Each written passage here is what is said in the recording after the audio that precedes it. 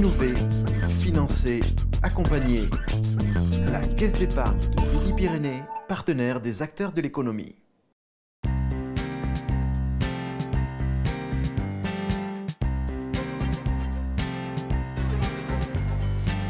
Bonsoir Gilles Capi, vous êtes le directeur de RDF Sud-Ouest. Quelles seront les caractéristiques du réseau électrique de demain? Bonsoir. Donc les caractéristiques du réseau électrique de demain s'inspirent déjà de technologies qu'on a déployées depuis quelques années et qui s'inspirent également du monde du numérique. Par exemple, nous sommes capables aujourd'hui d'intervenir à distance sur des organes de coupure ou de manœuvre du réseau. Nous avons développé aussi des logiciels d'autocicatrisation qui permettent de réparer plus vite les réseaux. Toutes ces technologies existent, mais elles ne sont pas complètes et globales. Et surtout, un nouvel enjeu se pose à nous, qui est celui des énergies renouvelables et de la croissance des usages liés à l'électricité.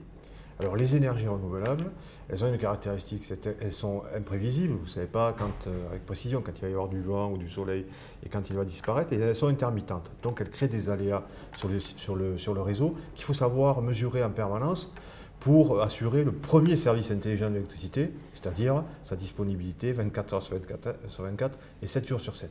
Bien entendu. Donc le réseau électrique de demain, il va multiplier les organes et les technologies du numérique. On va parler de capteurs, on va parler d'interface numérique, on va parler de monitoring, on va parler d'intégrateurs ici, pour faire en sorte que, comme le corps humain, nous soyons en permanence instruits du comportement du réseau jusqu'aux points terminaux qui sont les compteurs chez les clients. Alors justement, parlez-moi un petit peu du compteur Linky. Finalement, que va-t-il changer pour les clients particuliers d'EDF? Alors le compteur Linky, on l'a appelé compteur intelligent, je préfère l'appeler compteur communicant, il va avoir une double fonction. Une double fonction qui est liée à sa technologie, c'est-à-dire qu'il est bidirectionnel. Il va recevoir des informations du réseau, et il va pouvoir également en émettre. Donc il va rendre des services à l'ensemble des parties, c'est-à-dire à l'ensemble de la toile, au client lui-même, parce qu'on va multiplier par 10 à peu près le nombre de signaux que les fournisseurs d'électricité vont pouvoir utiliser pour faire des designs tarifaires très adaptés à la courbe de charge du client pour lui permettre de faire des économies. D'accord.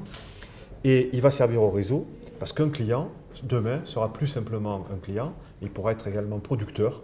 Et donc il va tour à tour s'adresser au réseau pour soutirer l'électricité, ou au contraire, pour en appeler. Et le numérique va nous permettre d'identifier les meilleurs moments pour lui, avec toutes les technologies qu'on va mettre en place. Alors un réseau intelligent, c'est aussi des données, une multitude de données collectées. Finalement, qu'est-ce que ça peut changer dans vos relations de RDF avec les acteurs publics, les collectivités? Je pense que le numérique, la clé principale, c'est effectivement qu'il permet la collaboration, il permet l'interactivité.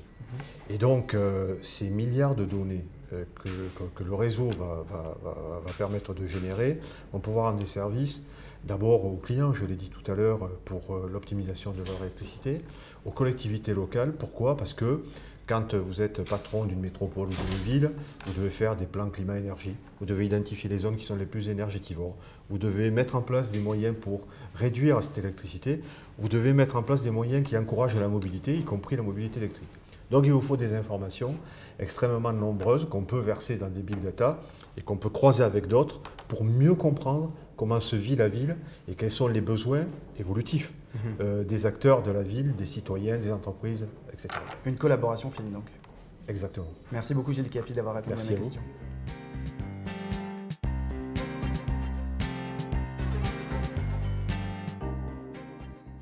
Innover, financer, accompagner. La Caisse d'épargne de Midi-Pyrénées, partenaire des acteurs de l'économie.